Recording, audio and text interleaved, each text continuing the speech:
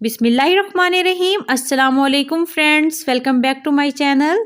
Friends, आज मैं आपके साथ सर्दियों की मशहूर सौगात कश्मीरी चाय की रेसिपी शेयर करने वाली हूं। तो चलिए शुरू कर लेते हैं। अगर आप मेरे चैनल पर नए हैं तो मेरे चैनल को सब्सक्राइब करें, मेरी वीडियोस को लाइक करें और शेयर करें अपनी फैमिली और फ्रेंड्स के साथ। तो एक बाउल में 2 कप पानी के लेने हैं। अब ये दूसरा कप डाल दिया इसमें मैंने पानी का। फ्लेम इस वक्त है मीडियम टू हाई। और अब इसमें मैं डाल रही हूँ 2 चम्मच ग्रीन टी और 1 बादियान का फूल। इसके बाद इसमें शामिल कर देनी है 5 सब्जी इलायची और ये 4 लौंग लिए हैं मैंने, वो डाल दिए। छोटा सा टुकड़ा दालचीनी का। और उसके बाद इसमें 1 चुटकी नमक शामिल करना है।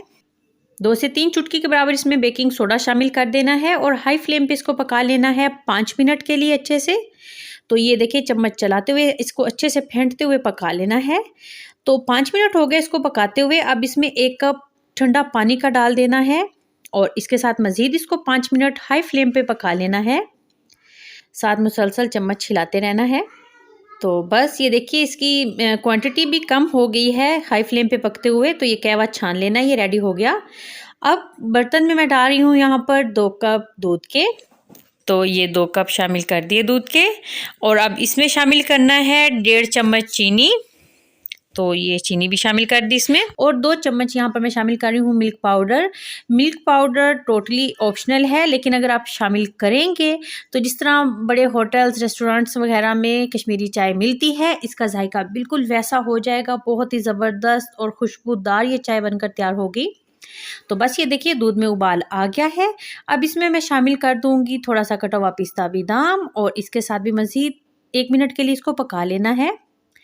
तो अब जो कहवा छान के रख लिया था वो दूध में थोड़ा थोड़ा करके शामिल करना है।